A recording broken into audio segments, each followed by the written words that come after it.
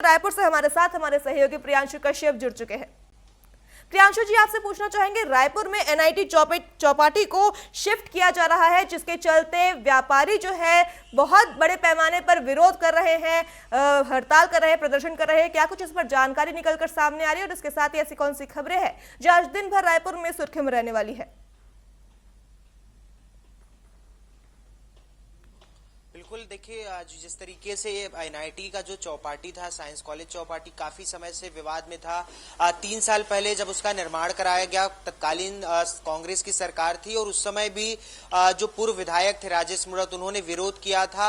लेकिन उसके बावजूद जो है उसका निर्माण हुआ, आखिर लीगली तरीके से ही हुआ था। लेकिन जब वापस अब बीजेपी सत्ता में आई और जब राजेश मूणत विधायक बने, उसके बाद दोबारा उसको तोड़ने के लिए नोटिस दिया गया था। वहां के जो वेंडर थे, तकरीबन 60 दुकानें वहां पर संचालित होती हैं, उन सारे दुकानों को दूसरे जगह शिफ्ट करने के लिए नोटिस भेजा गया था।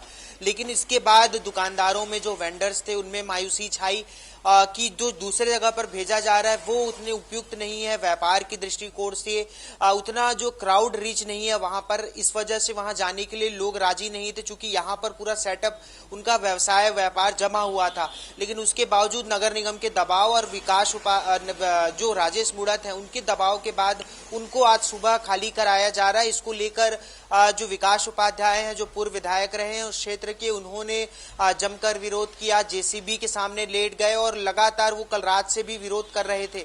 लेकिन उसके बाद भी जो है नगर निगम के कर्मचारी अधिकारी मौजूद हैं और उसको पूरे तरीके से हटाया जा रहा है।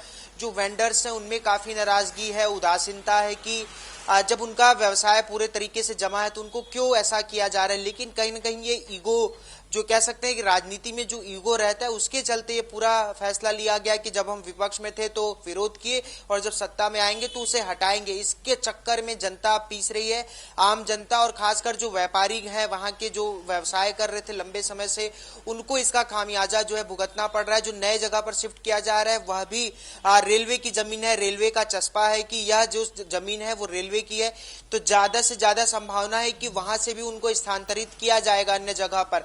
तो इस तरीके से बार बार जब उनका जगह बदला जाएगा तो उनका व्यवसाय कहीं न कहीं बाधित होगा। 2 साल में तकरीबन 22,000 रुपए जो है दुकानदारों ने दिया है नगर निगम को, लेकिन उसके बावजूद इस तरीके का बर्ताव उनके साथ किया जा रहा है। इसको लेकर उनमें काफी नाराजगी देखी जा रही है। हालांकि बड़ी संख्या में पुलिस बल को तैनात किया गया है, पुलिस सुरक्षा में जो है पूरे तरीके से उनके सामान को शिफ्टिंग की जा रही है। वहीं मुख्यमंत्री और दोनों डिप्टी सीएम आज राजस्थान के दौरे पर है, वहां कार्यक्रम में शामिल होंगे, मुख्यमंत्री से भी मुलाकात करेंगे और शाम राजधानी रायपुर लौटेंगे। जी प्रियांशु जी, आपसे पूछना चाहेंगे, क्योंकि ये एनआईटी चौपाटी को शिफ्ट करने की बात चल रही है, जिसको लेकर के व्यापारी जो है आक्रोशित है, क्या कारण है कि नगर निगम उनकी परेशानियों को दरकिनार कर रहा है?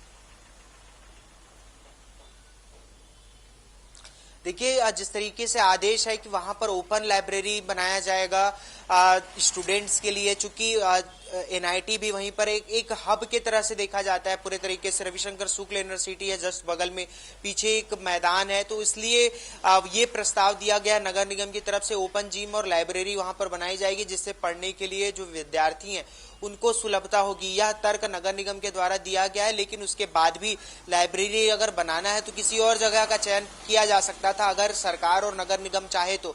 लेकिन उसके बावजूद भी चौपाटी को हटाया गया और उसकी जिसका विरोध जमकर देखा जा रहा है। जी प्रियांशु जी, तमाम जानकारियों के लिए आपका धन्यवाद। तो ये थे रायपुर से हमारे साथ हमारे सहयोगी प्रियांशु कश्यप, जिन्होंने जिक्र किया ऐसी कौन सी खबरें हैं जो आज दिन भर रायपुर में सुर्खियों में रहने वाली है।